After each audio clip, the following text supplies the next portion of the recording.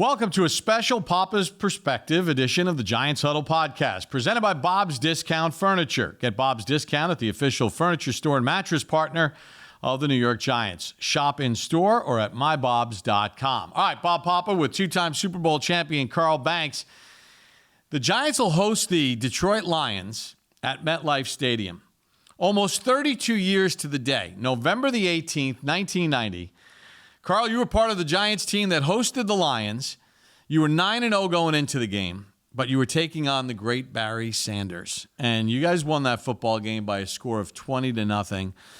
What was it like leading up to the game for you and that great defense? Well, he was our biggest challenge, Bob. And I tell you, he was everything that he was built to be. I mean, he was just elusive. I mean, the way we had to practice, it was almost like we were out chasing chickens in practice. It's not literally, but like we would have guys simulate him just running everywhere and just trying to get more than one guy to the football. And, you know, one of the knocks on him is they didn't think he could catch. The scouting reports didn't have him catching a lot of footballs out of college. He's a good screen pass runner too. Anything that got him in open field. But it was a challenge, but we did not take on the challenge as individuals. We took it on as a defensive collective. Talk about that team, and how much pride you took in your run defense about not allowing guys to get 100 yards against you. Yeah, I mean, listen, it didn't matter what name was on the back of the jersey or what the stats said.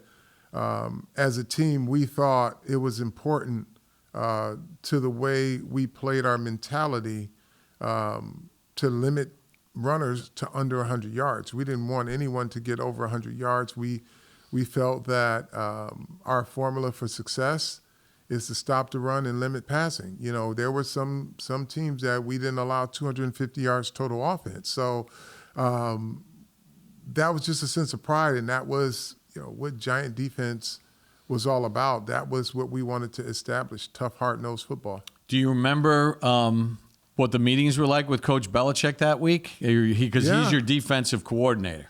Yeah, so Bill's, when he wants to make a point or emphasize something that's really important, he always starts with, hey, listen. Hey, look, I'm just telling you.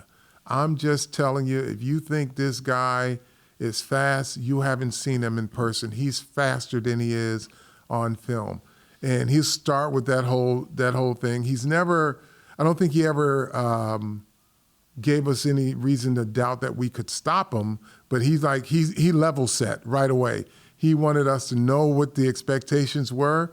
So he starts with, hey, listen, look, I'm just telling you, this guy can make you miss, this guy can catch, this guy can run.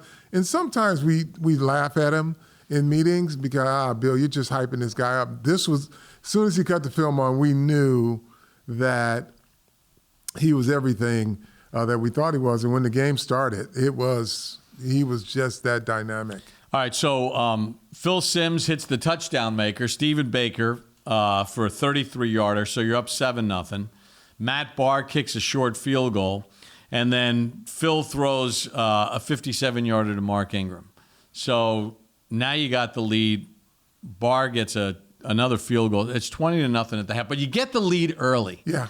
How important was what your offense did to allow you guys to play the kind of defense you needed to play? Well, in essence, Bob, it kind of took Barry out of the run game, if you will, even though he could hit a home run at any time. But, a team that's down 20-zip playing against our defense, they have to imagine, well, we got to try to get back in this game in a hurry. So they could not rely on the balance that they would normally rely on. All right, so now let's get into the game, because Barry Sanders at any moment can hit a home run. And, he winds up finishing the game with just 69 yards rushing. He did get a 17-yarder against you guys, but that was kind of like after the fact. Yeah. After the game was in control. There's no after the fact in our defense. Like those stats in our meeting room, those after the fact stats, they still count as a demerit, right? So we were coached, and our mindset was to play 60 minutes. So we would be just as pissed if that 17-yarder happened in the first play of the game or the last play of the game. You also limited him in the passing game. He had, I think, 2 catches for 10 yards. Yeah. His long was 9. Did you feel like your defense was kind of getting in his head a little bit too? You know, he never really showed emotion. He was just kind of the same level guy. If he got a big run, we've seen it many, many times. He just hands it to the official, doesn't look at his opponent. But I think he felt us, put it that way. Like he did not talk.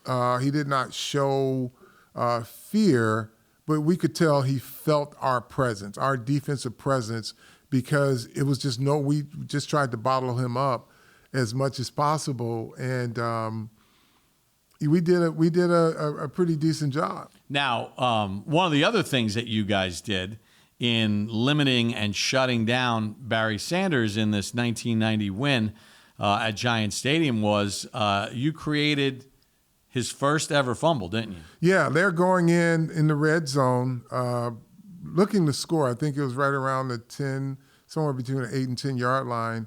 And, he's making guys miss and he's twisting. And I came in from the side and ripped the ball out. And that's the other thing, too.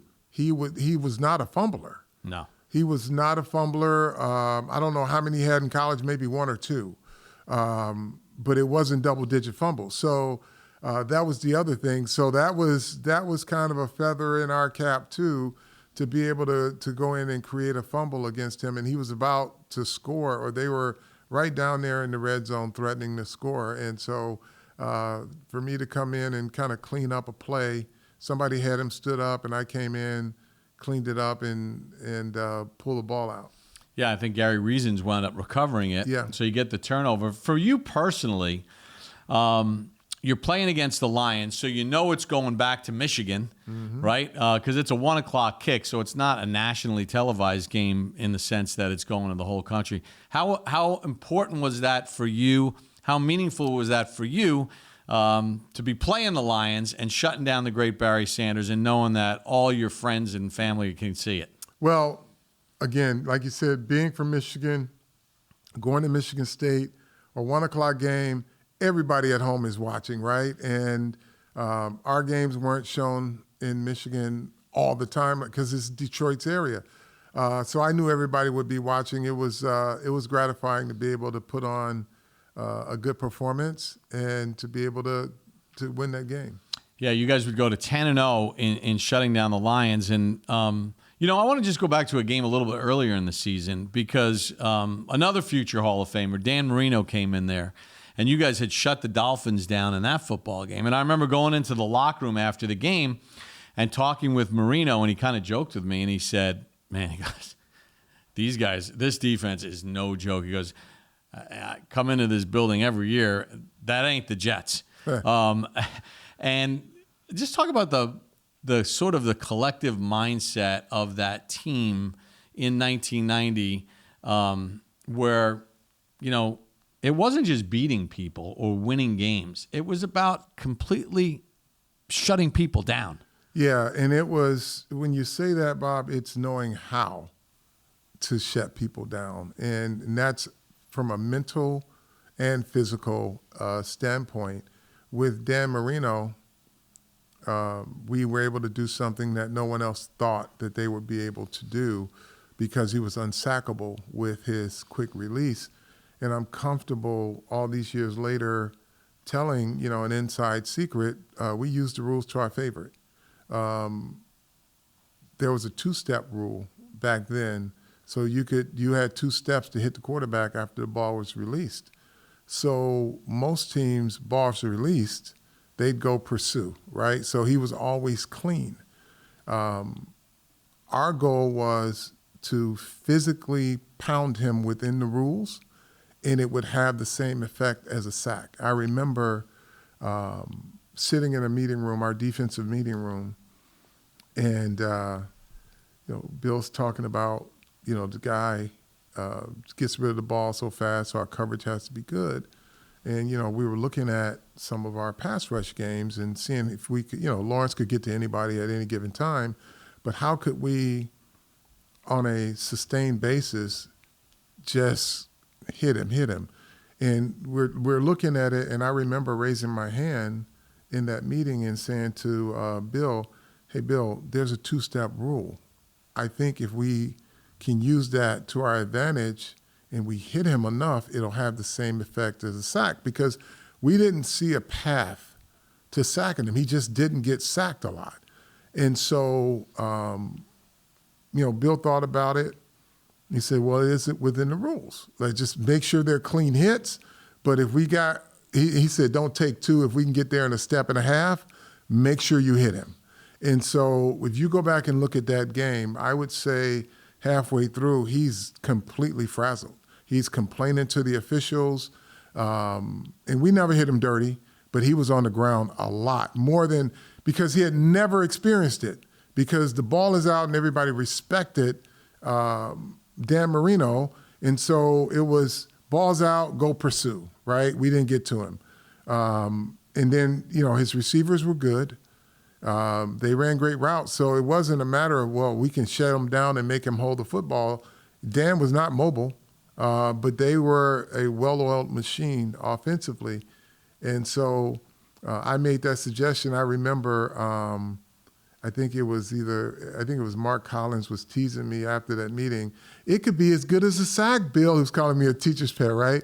But our entire pass rush, we just put our pass rush games in as if he was going to hold the ball in an additional second. And, we beat him to a pulp. And he had never experienced that before.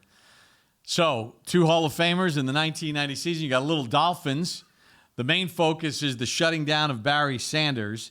Carl, thanks for sharing these stories with us as the Giants get ready to play the Lions at MetLife Stadium. Thanks for joining us for this special Papa's Perspective edition of the Giants Huddle podcast presented by Bob's Discount Furniture. Bob's is back with major style and savings on furniture, mattresses, decor, and more for your home. Shop in-store or online at mybobs.com. Bob's Discount Furniture, the official furniture store and mattress partner of the New York Giants.